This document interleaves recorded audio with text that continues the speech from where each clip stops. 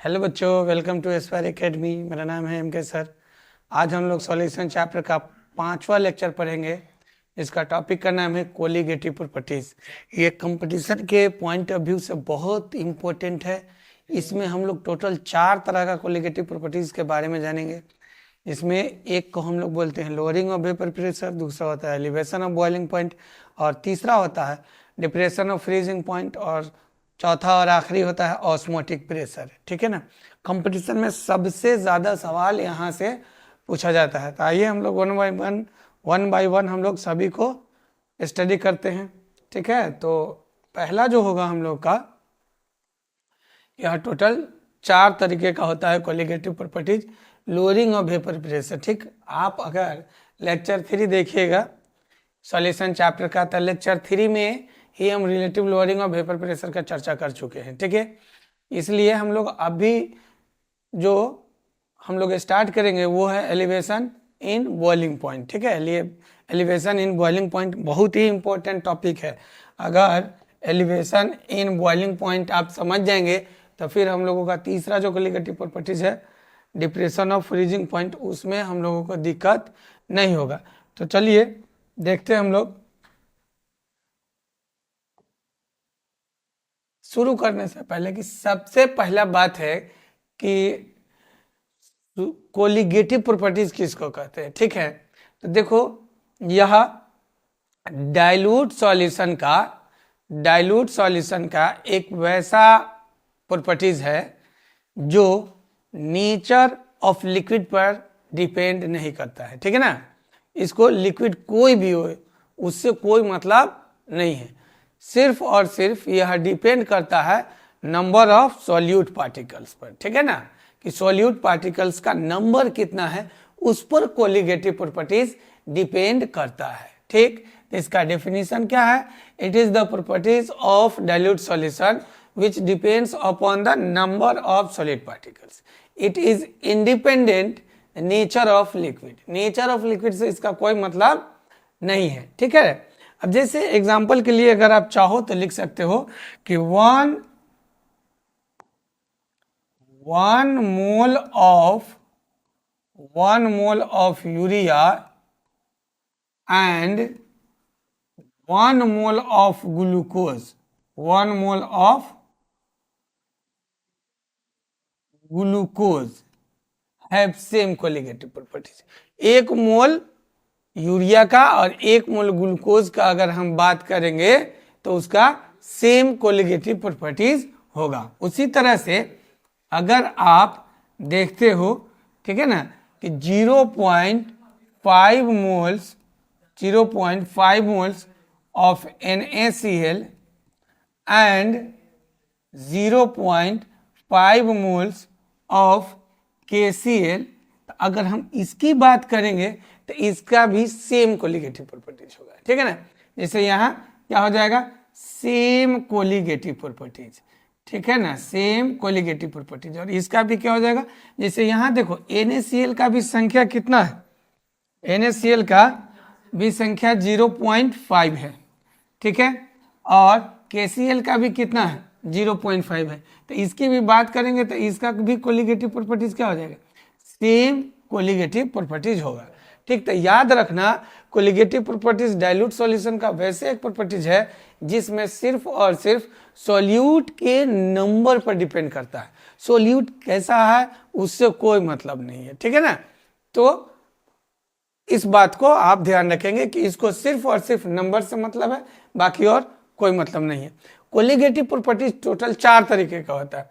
Lowering of vapour pressure, ठीक है, elevation of boiling point, depression of freezing point, और चौथा और आखिरी है ऑस्मोटिक प्रेशर। ठीक है ना, लेक्चर 3 में हम लोग राउल्स लॉ पढ़े थे। राउल्स लॉ में ही हम लोग पढ़े हैं कि लोअरिंग ऑफ वेपर प्रेशर किसको कहते हैं।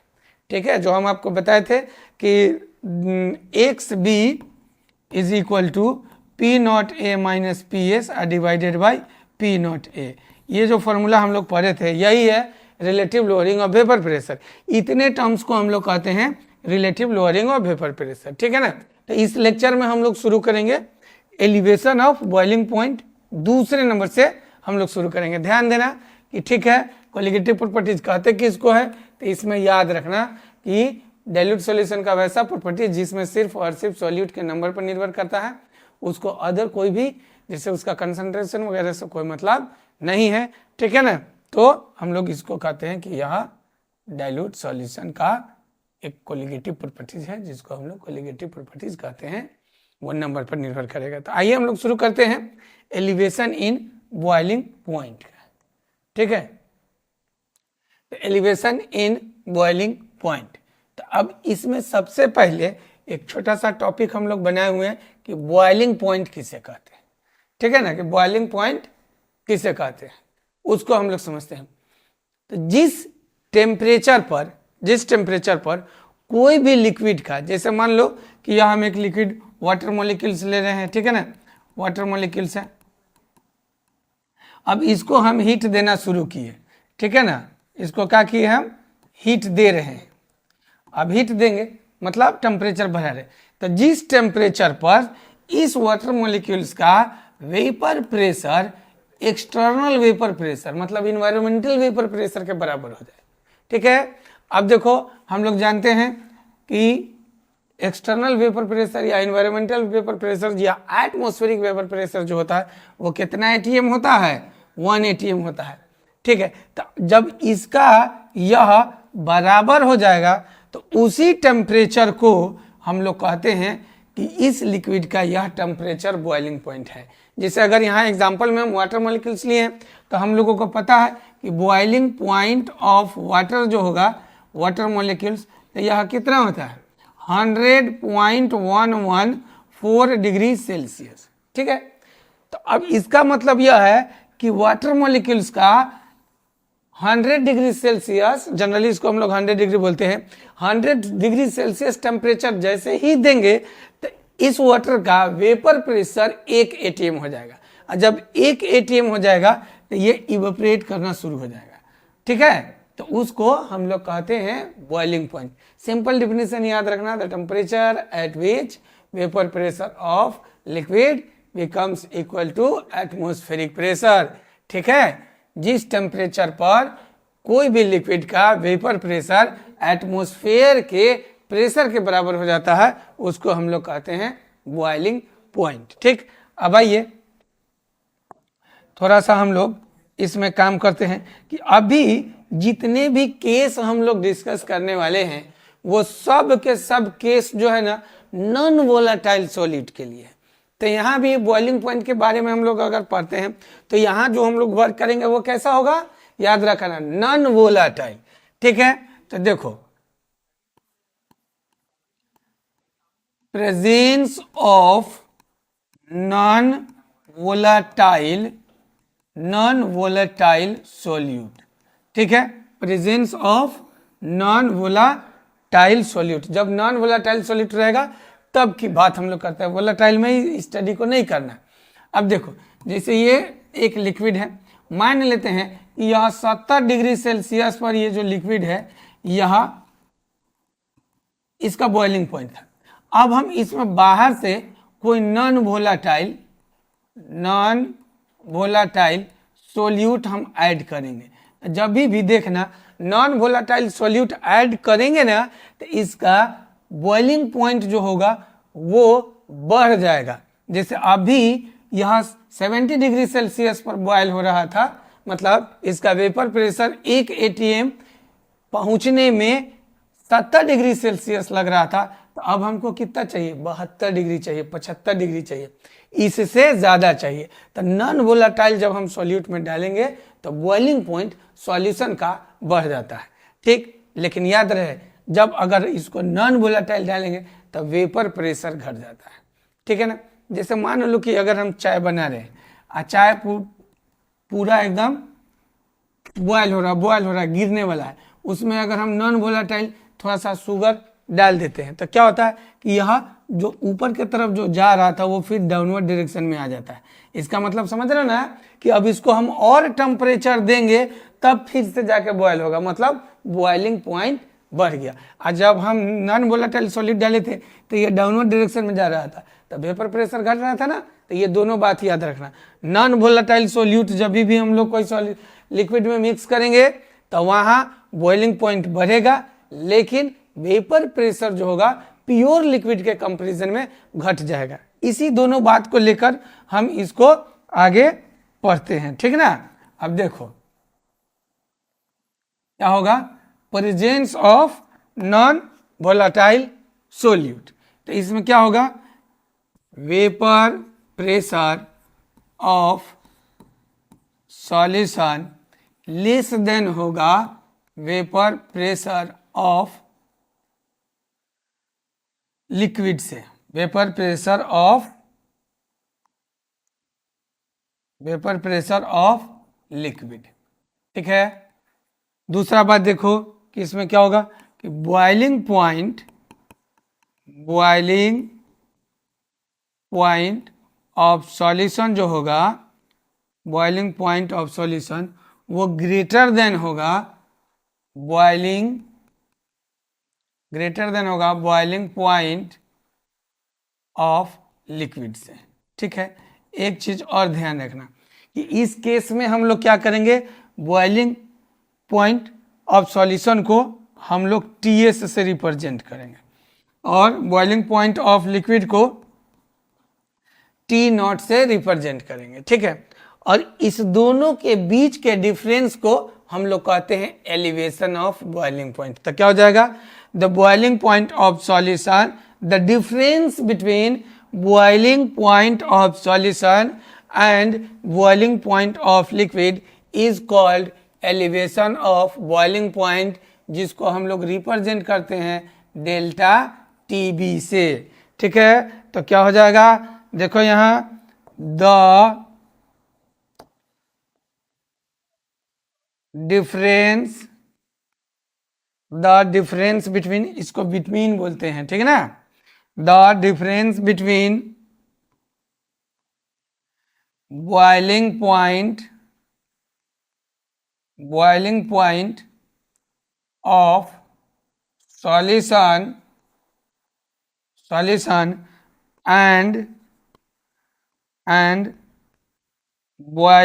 and boiling point of liquid is called elevation of boiling point, elevation of boiling point। Elevation of boiling point को हम लोग रिप्रेजेंट कैसे करेंगे, तो याद रखना इसको रिप्रेजेंट करते हैं डेल्टा TB से, ठीक है। एलिवेशन ऑफ बॉइलिंग पॉइंट को रिप्रेजेंट करते हैं डेल्टा TB से। तो अब देखो डेल्टा TB बराबर क्या हो जाएगा, डेल्टा TB बराबर TS माइनस T0, ठीक। इसको हम लोग याद रखेंगे, क्वेश्चन बनाते समय आप ये याद रखिएगा कि T0 जो है वो बॉइलिंग पॉइंट है लिक्विड का, ठीक है। और लिक्विड में वाटर मॉलिक्यूल्स रहेगा तो कभी भी T0 का वैल्यू नहीं देगा। हम लोग क्वेश्चन जब करेंगे IT और नीट वाला क्वेश्चन जब करेंगे तो उसमें हम आपको बता देंगे T0 water molecules equal solution में T0 का वैल्यू नहीं दिया रहता है, क्योंकि यह एक यूनिवर्सल ट्रूथ है कि कोई भी वाटर मॉलिक्यूल्स जब बॉयल होता है ना तो उसका बॉइलिंग पॉइंट कितना होता है, 100 डिग्री सेल्सियस। तो उसको याद रखना। देखो हम इसी एलिवेशन ऑफ बॉइलिंग पॉइंट को ग्राफ में रिप्रेजेंट कर सकते हैं कि एलिवेशन ऑफ बॉइलिंग पॉइंट होता क्या है। जैसे मान लो कि यह एक ग्राफ है, इस एक्सिस को हम लोग लेते हैं कि यह वेपर प्रेशर है और इस एक्सिस को हम लोग लेते हैं कि टेम्परेचर है, जिसको बॉइलिंग पॉइंट कहते हैं, ठीक है। टेम्परेचर है जिसको बॉइलिंग पॉइंट कहते हैं।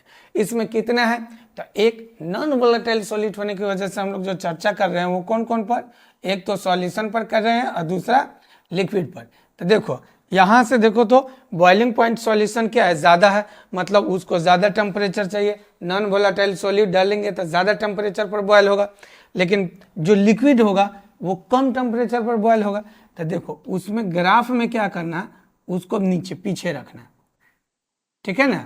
अब वेपर प्रेशर जो होगा वो ज़्यादा होता है, किसका, सॉल्यूशन का।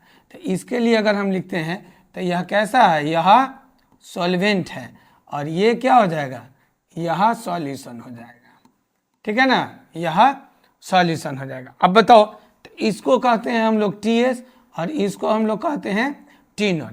अब इसी दोनों के बीच के डिफरेंस को हम लोग क्या कहते हैं, elevation of boiling point.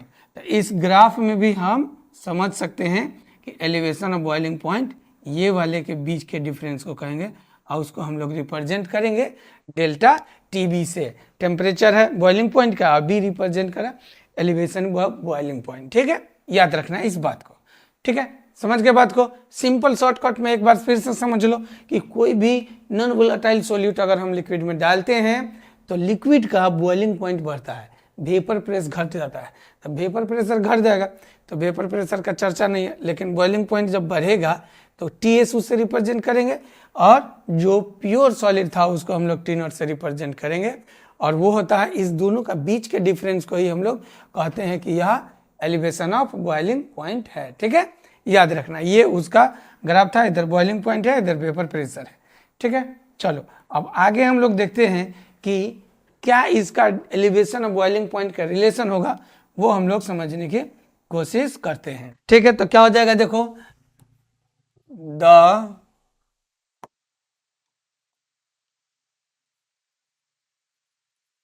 Elevation of boiling point is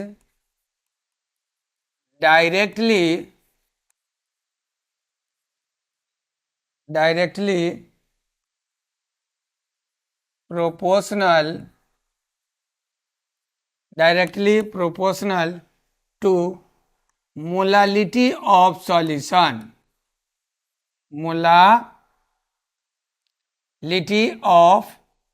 solution, ठीक है, तो अब देखो डेल्टा टीबी इज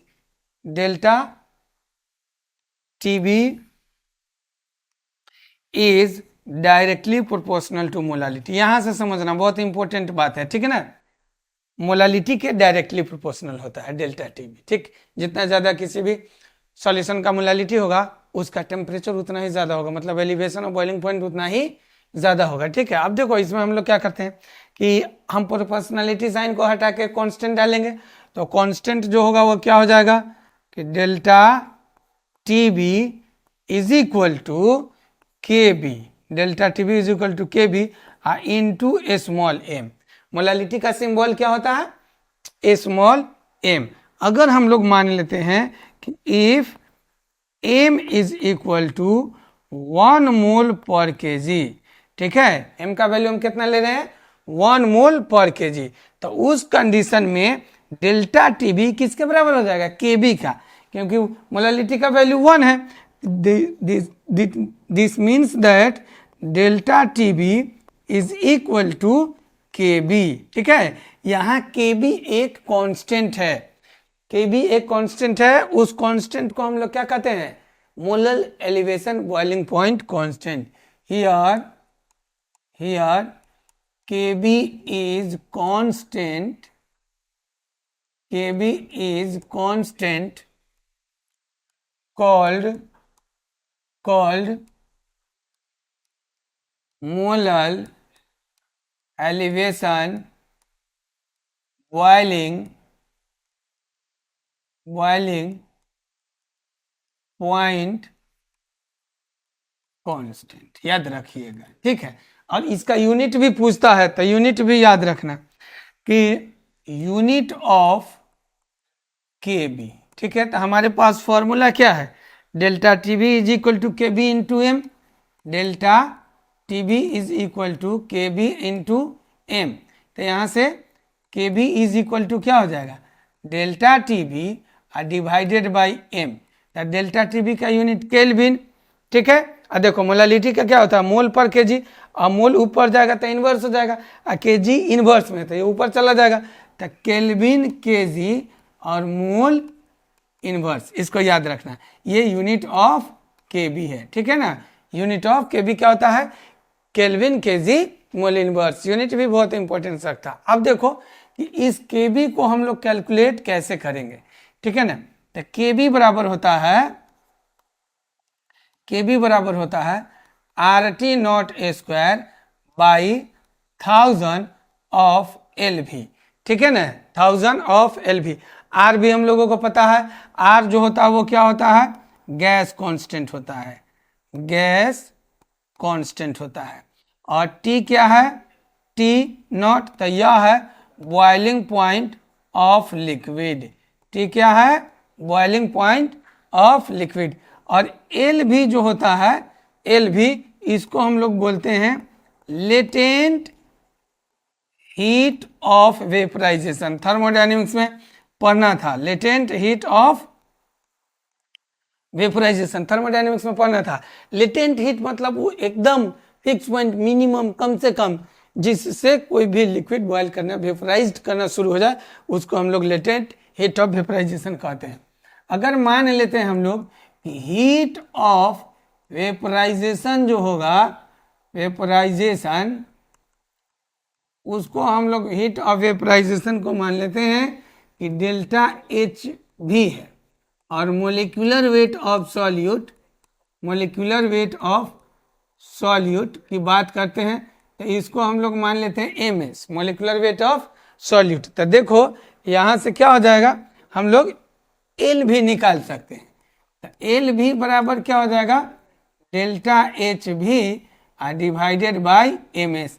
हम क्या करेंगे, इस वैल्यू को हम कांस्टेंट वाले टर्म्स में डाल देंगे। तो के बी इज इक्वल टू क्या हो जाएगा, K B is equal to R T naught square, R T naught square divided by 1000 और डेल्टा एच भी, ठीक है ना, delta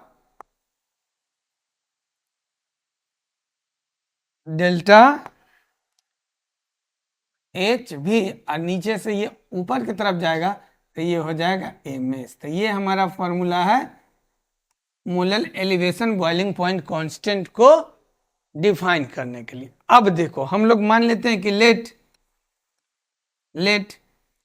wait of solute, weight of solute W1 gram, ठीक है ना। और दूसरा मान लेते हैं molecular weight of solute, molecular weight of solute, इसको हम लोग मान लेते हैं M1 ग्राम, ठीक है। और मान लेते हैं कि वेट ऑफ सोल्वेंट, सोल्वेंट का वेट हम लोग मान लेते हैं W2 ग्राम, ठीक है। अब ग्राम में है तो इसको केजी में बदल लेंगे। केजी में बदलने के लिए क्या करेंगे, 1000 से डिवाइड करेंगे तो क्या हो जाएगा, W2 बाई 1000, तो अभी हो जाएगा केजी में।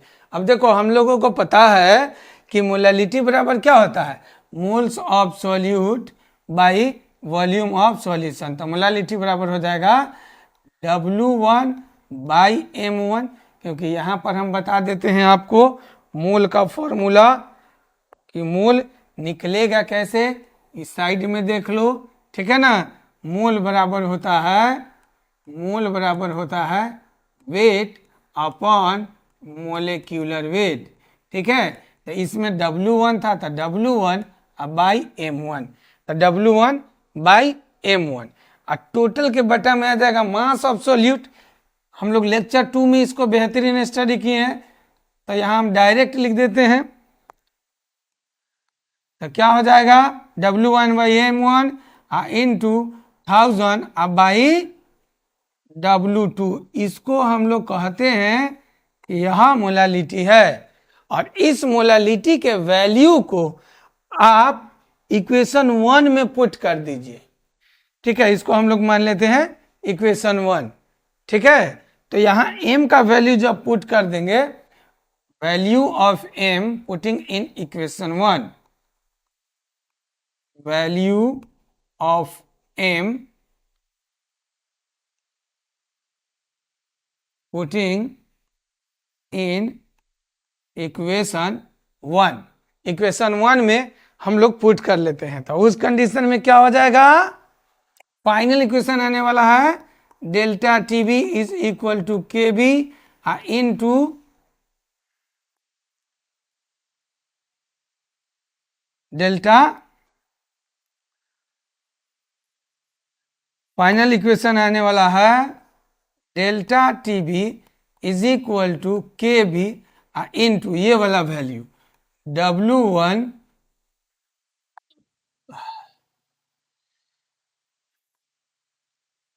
W1 बाई M1 गुना 1000 बाई W2। यही है हमारा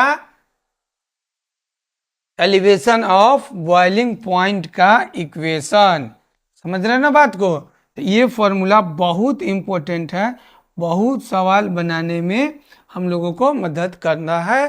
तो आप याद रखेंगे, बोर्ड में एलिवेशन ऑफ बॉइलिंग पॉइंट का और डिप्रेशन ऑफ फ्रीजिंग पॉइंट हम लोग अभी फिर चर्चा करेंगे। बहुत ज़्यादा सवाल रहता है, तो आप याद रखिएगा, एकदम सिंपल लैंग्वेज में है, ज़्यादा दिक्कत नहीं होना चाहिए आपको याद करने में। 5 नंबर का यह प्रॉब्लम पूछता है, न्यूमेरिकल भी अगर पूछेगा तो 5 नंबर का, एक्सप्लेन करने को भी बोलेगा तो ये 5 नंबर का पूछता है। ठीक है, इसके बाद अब हम लोग चर्चा करेंगे कि डिप्रेशन ऑफ फ्रीजिंग पॉइंट, इसका तीसरा कोलिगेटिव प्रॉपर्टीज है डिप्रेशन ऑफ फ्रीजिंग पॉइंट। ठीक है ना, डिप्रेशन ऑफ फ्रीजिंग पॉइंट। तो उसमें पहला टॉपिक है कि फ्रीजिंग पॉइंट किसे कहते हैं, एक बात। दूसरी बात कि अगर आप डिप्रेशन ऑफ बॉइलिंग पॉइंट समझ गए हैं तो फिर अगर आप एलिवेशन ऑफ बॉइलिंग पॉइंट समझ गए हैं तो आपको डिप्रेशन ऑफ फ्रीजिंग पॉइंट समझने में बिल्कुल कोई खास परेशानी नहीं होने वाला है। बॉइलिंग पॉइंट का हम डिफिनीशन आपको क्या बताए थे कि वैसे टेम्परेचर जिस पर कोई भी लिक्विड का वेपर प्रेशर एटमॉस्फेरिक प्रेशर के बराबर हो जाता है, उसे हम लोग क्या कहते हैं, बॉइलिंग पॉइंट कहते हैं। ठीक है ना, यहां वही बात को हम लोग करेंगे कि जैसे इधर मान लो कि यह लिक्विड सॉल्वेंट है, यह कैसा है, लिक्विड सॉल्वेंट है, इस दोनों, और इधर क्या है, यह सॉलिड सॉल्वेंट है। अब सॉलिड सॉल्वेंट है तो इस दोनों के बीच में जिस टेम्परेचर पर इक्विलिब्रियम मेंटेन हो जाए, मतलब लिक्विड सॉलिड में, सॉलिड लिक्विड में, तो जिस टेम्परेचर पर, याद रखना, जिस टेम्परेचर पर सॉलिड सॉल्वेंट और लिक्विड सॉल्वेंट का वेपर प्रेशर बराबर हो जाता है, उसी वेपर प्रेशर को हम लोग कहते हैं फ्रीजिंग पॉइंट। उसी टेम्परेचर को हम लोग कहते हैं फ्रीजिंग पॉइंट। सिंपल, याद रखना, the temperature at which vapour pressure of liquid solvent and solid solvent is in equilibrium, दोनों इक्विलिब्रियम में रहता है। देखो यह कैसा है, इक्विलिब्रियम है, उसी को हम लोग क्या कहते हैं, फ्रीजिंग पॉइंट ऑफ लिक्विड। हमको इसमें भी याद रखना है, इसमें भी हम लोगों को याद रखना है कि इसमें याद रखना है कि वाटर मॉलिक्यूल्स जो होता है वो 0 डिग्री सेल्सियस पर बॉयल होना, 0 डिग्री सेल्सियस पर फ्रीज होना शुरू हो जाता है। तो यहाँ फ्रीजिंग पॉइंट ऑफ वाटर जो होगा, freezing point of water, freezing point of water, freezing point of water वो 0 डिग्री सेल्सियस होता है। ठीक है ना, इस बात को आप समझ गए कि जिस टेम्परेचर पर सॉलिड सॉल्वेंट का और लिक्विड सॉल्वेंट का वेपर प्रेशर बराबर हो जाए, उस टेम्परेचर को हम लोग कहते हैं कि फ्रीजिंग पॉइंट ऑफ लिक्विड है। ठीक है, अब आइए हम लोग इसको प्रूफ कर लेते हैं ये क्या होता है। इसमें देखो, तो इसमें भी केस वही होगा, प्रेजेंस ऑफ नॉन वोलेटाइल, क्या है कि presence of non volatile solute. ठीक है ना, जब नॉन वोलेटाइल सोल्यूट रहता है तो क्या होगा, याद रखना कि vapour pressure of solution less than होगा, vapour pressure of solution is less than the vapour pressure of liquid. ठीक है, और जब जैसे इसमें नॉन वोलेटाइल सॉल्यूट डाले हैं तो फ्रीजिंग पॉइंट भी सॉल्यूशन का कम हो जाएगा। तो क्या हो जाएगा, फ्रीजिंग पॉइंट ऑफ सॉल्यूशन ये भी लेस देन होगा फ्रीजिंग पॉइंट ऑफ लिक्विड से। ठीक है, अब देखो यहाँ भी इस लिक्विड को हम लोग टी नॉट से ही रिप्रेजेंट करेंगे और इसके सॉल्यूशन को हम लोग टी एस से रिप्रेजेंट करेंगे। तो क्या हो गया, freezing point of solution T S हो गया और freezing point of liquid T not हो गया। अब देखो इस दोनों के बीच के डिफरेंस को, the difference between freezing point of liquid and the freezing point of solution is called depression of freezing point. तो याद रखना कि लिक्विड के टेम्परेचर से तुम सॉल्यूशन के टेम्परेचर को सब्ट्रैक्ट कर लोगे तो उसी को, इसीलिए हम लोग इसको बोलते हैं difference between freezing point of liquid and freezing point of solution, इसको हम लोग कहते हैं डिप्रेशन ऑफ फ्रीजिंग पॉइंट। क्या हो जाएगा, द डिफरेंस बिटवीन, तो आओ हम लोग लिख लेते हैं इसको कि the difference between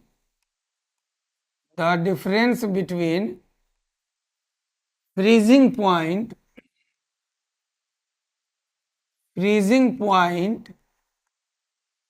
of liquid and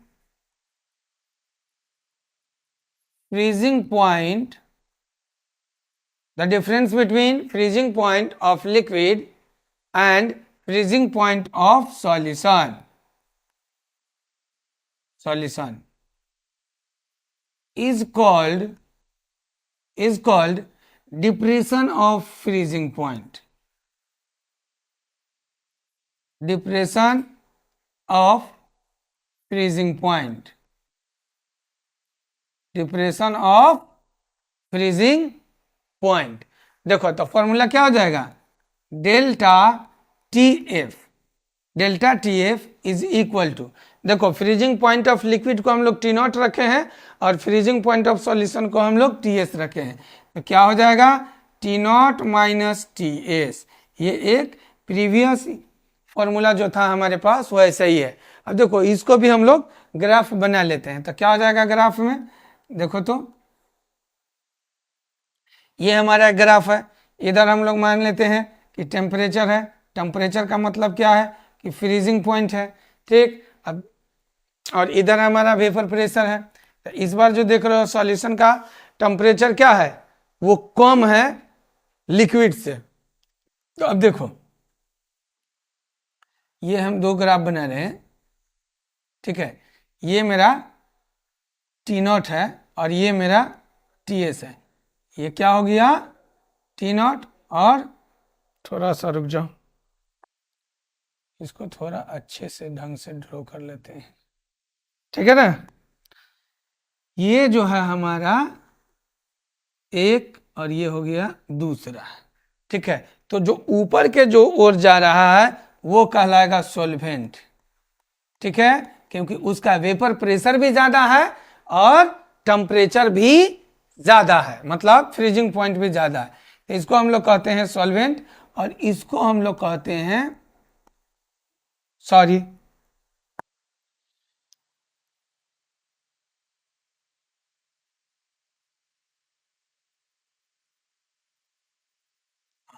solvent,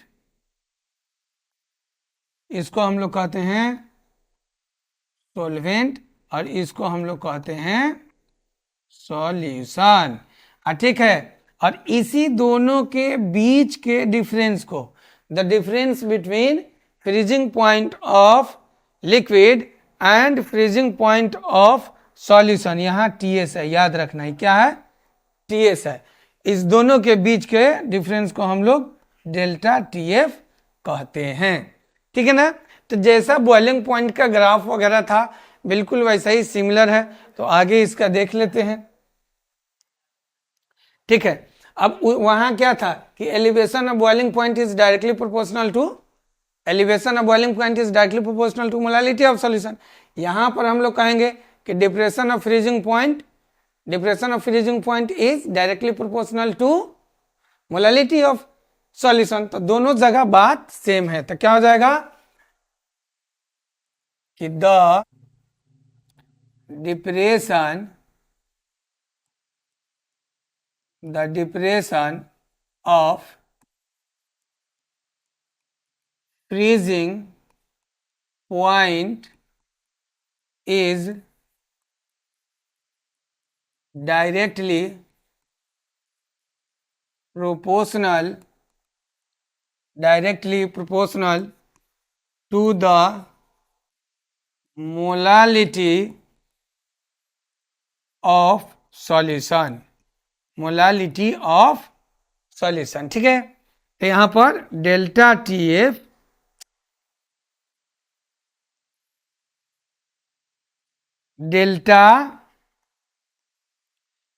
F is directly proportional to molality होगा। अब देखो कांस्टेंट डालो तो डेल्टा टी एफ बराबर क्या हो जाएगा, के एफ इंटू मोलालिटी का सिंबल क्या होता है, स्मॉल एम। अगर यहाँ भी हम लोग मान लेते हैं कि एम का वैल्यू कितना होगा 1, if M is equal to 1 mole per K G, तो उस कंडीशन में डेल्टा टी एफ किसके बराबर आ जाएगा, के एफ के बराबर आ जाएगा। ठीक है, किसके बराबर आ जाएगा, के एफ के बराबर आ जाएगा। ठीक है, यहाँ के एफ क्या है, एक कांस्टेंट है। हियर के F is constant, kf is here kf is constant called molal depression freezing point constant। समझ के बात को। अब देखो यूनिट की बात करेंगे तो यूनिट ऑफ के एफ क्या हो जाएगा, केल्विन केजी मोल इनवर्स। अभी हम लोग थोड़ा देर पहले बॉइलिंग पॉइंट में निकाले थे, तो जो बॉइलिंग पॉइंट का होगा वही यहाँ होगा, क्योंकि देखो फॉर्मूला वही आ रहा है। वहां सिर्फ क्या था, डेल्टा टी एफ के जगह पर बी था, और यहाँ एफ के जगह पर भी क्या था, बी था। बाकी कोई दिक्कत नहीं है। यहाँ भी देखो कि एफ निकालना होगा तो क्या हो जाएगा, are T naught a square by 1000 of L F. यहां जो होगा latent heat of fusion, L F क्या हो जाएगा, L F latent heat of fusion हो जाएगा। ठीक है ना, लेटेंट हीट ऑफ फ्यूजन। ठीक है, लेटेंट हीट ऑफ फ्यूजन। अब देखो यहां भी मान लो कि डेल्टा एच एफ ये हो जाएगा हीट ऑफ फ्यूजन, और एम एस जो होगा एम